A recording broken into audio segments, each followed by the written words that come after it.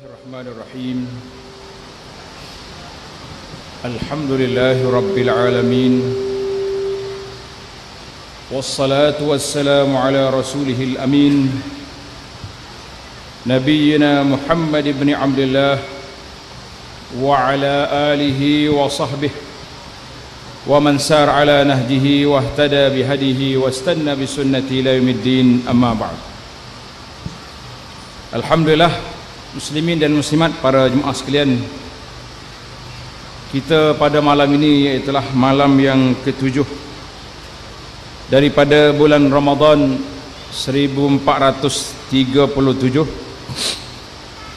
Alhamdulillah, jazallahu qari'ana hadhihi lailah Syekh Yasir di atas bacaan yang sangat menyentuh perasaan kita. Di antara ayat yang dibaca, tuan-tuan boleh buka balik mushaf, iaitulah surah Al-An'am ayat 20. Saya ambil surah Al-An'am ayat yang ke-20, iaitulah tentang bagaimana Rasulullah sallallahu alaihi wasallam telah dihina oleh puak-puak kafir, bukan kerana mereka tidak mengenali, tetapi kerana mereka tidak mau menerima. Jadi ayat ini, a'udzubillahi minasyaitonir rajim, alladzina atainahumul kitaba ya'rifunahu kama ya'rifuna abna'ahum. Alladzina atainahumul kitab, iaitulah orang-orang yang kami berikan kepada mereka kitab, yang disebut dengan nama golongan ahlul kitab, terdiri daripada Yahudi dan Nasara. Ya'rifunahu kama ya'rifuna abna'ahum, mereka kenal Nabi kita sallallahu alaihi wasallam sebagaimana mereka kenal anak mereka. Tetapi malangnya, perkenalan itu, makrifah itu tidak memberi kesan yang baik dalam jiwa mereka. Walaupun dia kenal tapi menolak kebenaran. Maka di sini dalam ayat ini Allah SWT peringatkan kepada kita supaya tidak mengikut jejak langkah yang telah ditunjuk oleh ahlul kitab yang terdahulu. Karena itulah Allah Ta'ala peringatkan kita setiap hari supaya kita berdoa, minta dengan Allah Azza wa Jalla dengan permintaan yang sungguh-sungguh, iaitulah permintaan yang wajib diminta melalui ayat surah Al-Fatihah, ihdinas siratal mustaqim siratal ladzina an'amta alaihim ghairil maghdubi alaihim waladdallin. Ghairil maghdub, kita minta ihdinas siratal mustaqim, tunjuk kami jalan yang lurus, bukan jalan al-maghdub. Siapa maghdub? Iaitulah golongan Yahudi. Golongan Yahudi, kenapa mereka ini dimurkai oleh Allah Azza wa Jalla dengan kemurkaan yang terus sampai pada hari kiamat? Kerana ya'rifunahu kama ya'rifuna abna'ahum, kenal tapi tak mau ikut. Inilah yang terjadi kepada Yahudi yang berada di Madinah di zaman Nabi sallallahu alaihi wasallam. Cerita ini telah diriwayatkan oleh Sayyidah, isteri, salah seorang daripada isteri Nabi sallallahu alaihi wasallam, yang anak kepada Huyai bin Akhtab, ibnatu Huyai bin Akhtab. Dia kata ketika Nabi sampai di Madinah, bila Nabi sampai di Madinah, ayah dia, Huyai, dengan kawan-kawan dia keluar daripada rumah, pergi siasat. Siapa dia? Muhammad yang datang ke Madinah ini. Kata di anak ini, apabila sampai ayah dia balik waktu petang, dia buat keputusan muktamad. Kata di kawan dia, ahu, dia ke tu? Hak kita tengok tadi betul dah. Qal, kata di Huyai, huwa, maknanya dialah tu. Maknanya kajian yang mereka buat betul dah, Muhammad sebagaimana yang ada sifat dia dalam kitab Taurat.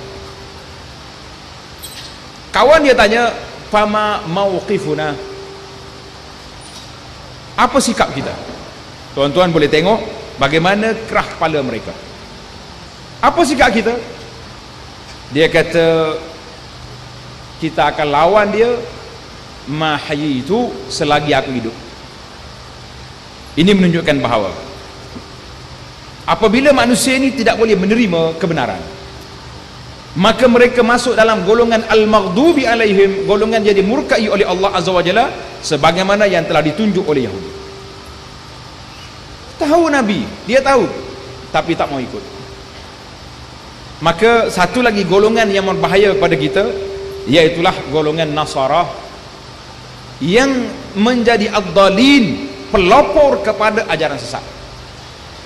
Puak-puak Nasara, dia duk reka cerita benda-benda dalam agama yang tidak disyariatkan oleh Allah Azza wa Jalla, sehingga timbullah macam-macam ibadat yang dibuat oleh mereka, yang akhirnya mereka masuk dalam golongan yang sesat. Muslimin dan juga muslimat, contoh yang boleh kita ambil secara dekat dalam sebuah hadis yang diriwayat oleh Imam Al-Bukhari rahimahullah ta'ala dalam kitab sahih dia. Di awal Sahih Bukhari, kalau tuan-tuan ada kitab Bukhari ataupun Mukhtasar Bukhari, balik buka dalam kitab Bada'ul Wahyi, kitab Bada'ul Wahyi, kitab permulaan wahyu, iaitulah seorang pemimpin Kristian ataupun Nasara zaman itu, seorang yang bernama Herakla. Dalam bahasa yang Arab Herakla, bahasa orang putih kata Hercules. Herakla ni dia baca dalam kitab Nasara, kitab Kristian, Injil, sifat-sifat Nabi akhir zaman. Maka dia dengar cerita kata Nabi akhir zaman telah lahir, telah terbit, telah dibangkitkan di Mekah. Herakla telah memberi arahan kepada para pengikut dia supaya pergi cari orang-orang Mekah, pedagang-pedagang yang ada di bumi Syam, di bawah pemerintahan Herakla. Bila orang pergi cari, rupa-rupanya jumpa Abu Sufyan, ketika itu masih belum Islam, yang membawa rombongan delegasi perdagangan ke Syam. Herakla panggil, masuk dalam istana, dan dia tanya tentang Nabi. Siapa dia Muhammad? Apa keturunan dia? Apa ajaran dia? Bagaimana keadaan dia? Bagaimana peperangan dia? Semua dijawab secara telus oleh Abu Sufyan. Abu Sufyan tak berani nak dusta, nak bohong, sebab dia tahu dalam rombongan perdagangan itu bukan semua orang yang anti Nabi. Ada orang yang bersimpati dengan Nabi walaupun bukan Islam. Maknanya kalau dia bohong, orang akan Herakla bagi tahu. Kalau Abu Sufyan cakap bohong, kamu cakap dia ni dusta, bohong, pelawak. Jadi tak berani nak bohong. Kesimpulan dianya, bila habis maklumat tentang Nabi sallallahu alaihi wasallam, Herakla telah panggil satu persidangan khas yang dihadiri oleh para padri, pendeta-pendeta, dia panggil asaqif, orang-orang besar, ulama-ulama di kalangan Nasara. Panggil masuk dalam istana, tutup pintu. Dia tanya, sekarang ni kita dah kenal Muhammad, kita kata sallallahu alaihi wasallam. Dia tak kata sallallahu, tuan-tuan kena selawat. Sekarang ni kita dah kenal Muhammad, tapi bagaimana keadaan kita nak jaga negara? Kata Herakla, kalau kita nak selamat, kita masih lagi nak jadi pemimpin, nescaya kita ikut Muhammad. Sebab dalam janji Nabi sallallahu alaihi wasallam, aslim taslam, mu masuk Islam, kamu selamat. Maknanya negara ini tetap di bawah pemerintahan Herakla, tetapi mengikut undang-undang syariat Islam. Mana dia jadi pemimpin. Tuan-tuan bayangkan, sepatutnya padri-padri, tok syekh dia ni bila dengar raja setuju nak ikut Nabi, sedangkan dia ada baca dalam kitab Taurat, inilah kitab Injil, inilah sifat dia, patut mereka berterima kasih. Mari cium dahi pemimpin mereka kerana nak terima kebenaran. Tapi apa yang sebaliknya berlaku? Dalam kitab ini mungkin menceritakan, bila Herakla bagi tawaran nak ikut Nabi, semua para padri lompat bangun nak lari keluar daripada dewan. Herakla bagi tahu kepada pengawal, tutup pintu, jangan siapa keluar. Apabila selesai, nampak keadaan tenang, panggil balik. Ta'alau, mari sini. Dia kata, saya sebenarnya bukan nak ikut pun, cuma nak tengok, nak test market, nak tengok tuan-tuan syekh ni nak ikut ke tidak. Bila dengar macam ni, para padri sujud kepada Herakla kerana berterima kasih, kerana menolak kebenaran. Ayat ini menyentuh perasaan kita, tuan-tuan. Allazina atainahumul kitaba ya'rifunahu kama ya'rifuna abna'ahum. Puak-puak ni kenal, tapi dia mereka tak kenal.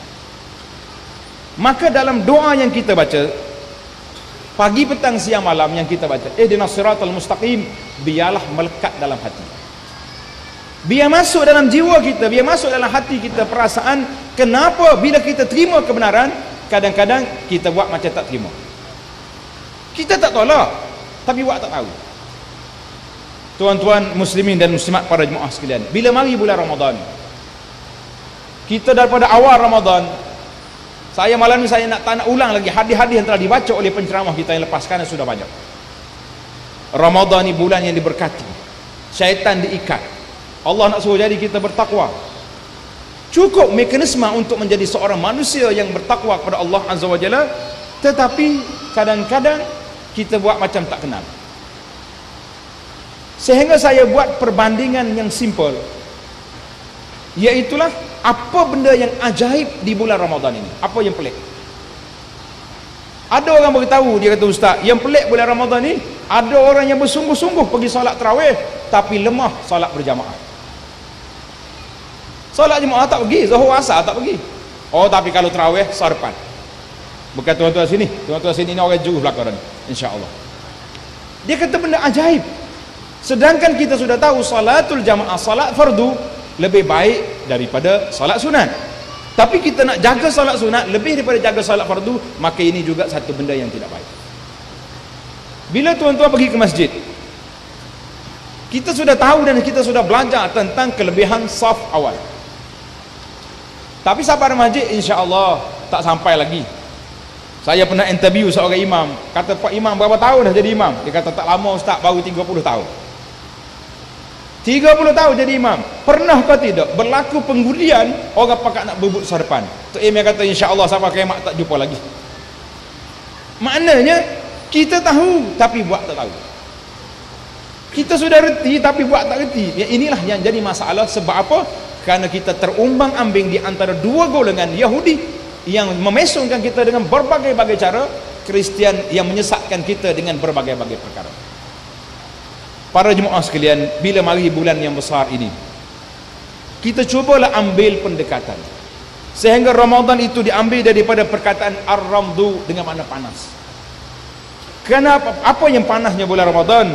Para ulama mengatakan panasnya Ramadan itu sebab manusia suka nak berubah. Kita tak berasa nak ubah bulan Ramadan. Belum Ramadan baru ni kita dah bersiap sedia.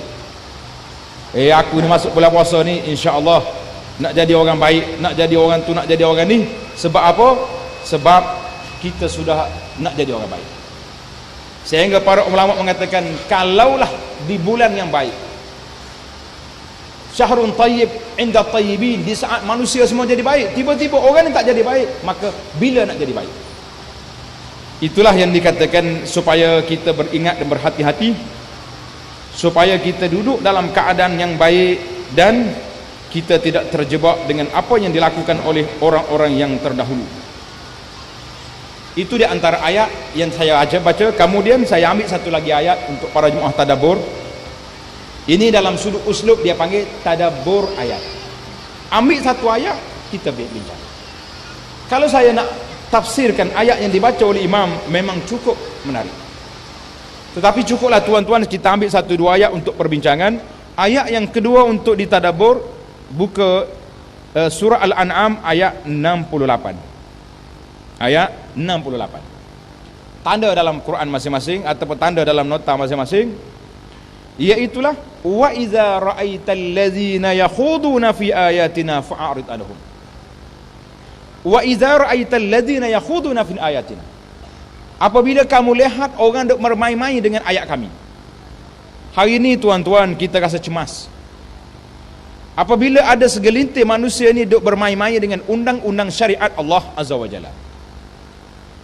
Kalau saya kata hudud, tuan-tuan kata lama dah cerita ni. Kita kata apa sajalah benda yang berkait dengan syariat, sama ada wanitanya dengan tutup auratnya, hukum hakam tentang riba, tentang rasuah, tentang perkara orang duk main-main dengan ayat Quran. Allah Ta'ala peringat kepada kita ni, fa'arid anhum, tinggalkan mereka, hatta yahudu fi hadithin ghairih, sehingga mereka bercakap benda lain. Wa imma yunsiyannaka syaitan fala taq'ud ba'da dzikra ma'al qaumiz zalimin. Sekiranya kamu terlupa. Kita kadang-kadang terlupa duduk dalam grup ramai-ramai. Grup pula dia panggil grup kawan-kawan. Nah, hari ni para ulama semasa mengatakan, boleh katakan majoriti masyarakat Islam hari ni telah terperangkap dengan satu mazhab baru. Nama dia mazhab Wasafi. Kenal? Kau tak daftar lagi Ustaz? Jarang di kalangan kita tak ada mazhab ni. Dia panggil mazhab Wasafi, duk main WhatsApp pagi petang siang malam. Kadang-kadang kita ambil berita tak tahu mari mana, sebar dalam grup. Lepas tu tanya kat bawah, betul ke ni? Tanya siapa?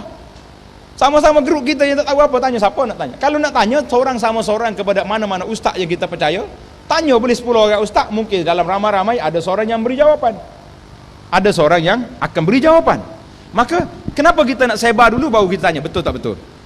Tengok dalam ayat ini Allah kata, wa imma yunsiyannaka syaitan fala taq'ud ba'da dzikra. Andainya engkau dilupai oleh syaitan, kita terperangkap juga, tapi bila kita ingat fala taq'ud, jangan lagi duduk di situ. Fala taq'ud ba'da dzikra ma'al qaumiz zalimin. Dalam ayat yang lain Allah Taala sebut fa'arid anhum hatta yakhudu fil hadis innakum idzam misluhum. Tengok dalam ayat lain Allah Taala sebut innakum idzam misluhum. Kalau kamu duduk juga bermakna kamu sekongkol dengan mereka.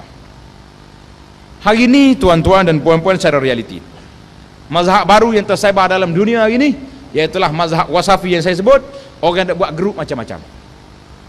Kita dalam grup, tapi kita bila tengok orang buat benda mungkar, duk mengumpat orang, duk kutuk orang bulan Ramadan ke bulan Syawal, sama bagi dia.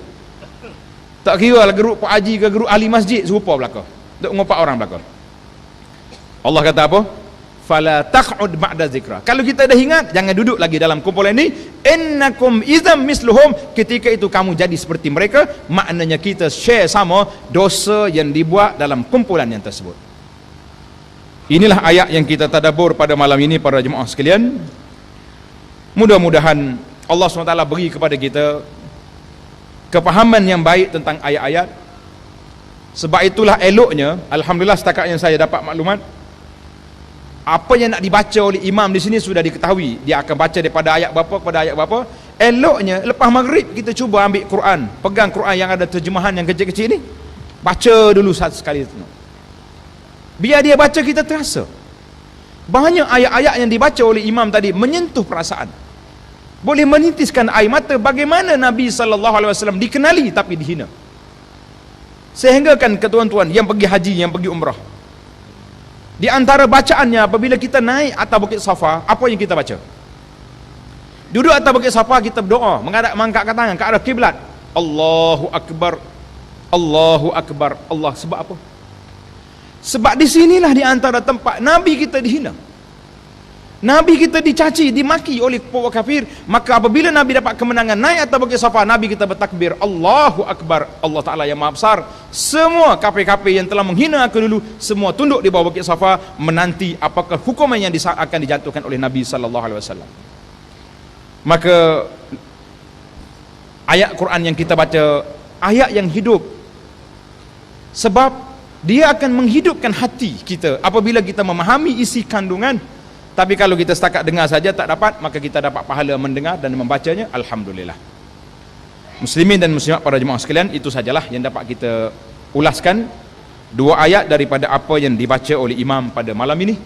Mudah-mudahan ada faedahnya untuk kita bersama, dan insya-Allah kita akan teruskan berqiyam bersama-sama dengan imam. Satu lagi saya ucap tahniah kepada jemaah yang tak lari balik tengah jalan. Jemaah yang lari balik, alhamdulillah setakat tu dapat pahala. Bukan kata tak dapat. Yang tak lari balik ni, kita akan dapat pahala qiyamul lail sebagaimana dalam hadis Nabi SAW. Ketika Nabi salat sampai setengah malam, sahabat mari tanya, ya Rasulullah, tak boleh ke kalau teruskan sampai ke sahur? Ini sahabat komplain Nabi. Kita pula komplain imam baca panjang. Terbalik. Nabi kata apa? Nabi tahu umat dia lemah macam kita ni. Nabi tak ambil, tak kata mari kita takbir balik lah. Nabi kata innahu man qama ma'al imami hatta yansarif kutiba lahu qiyamul lailatin. Siapa dia berdiri bersama imam sampai sudah, ditulis baginya pahala qiyamul lail. hani'an lakum, tahniahlah kepada tuan-tuan yang tak lagi balik sampai sudah, kerana kita akan dapat pahala qiyamul lail walaupun kita balik tidur di rumah. Maka maintainlah malam ni dan malamnya seterusnya, jangan lagi balik selagi tidak sudah tarawih di sini ataupun di mana-mana tempat. Aqulu qawli hadza wassalamu alaikum warahmatullahi wabarakatuh.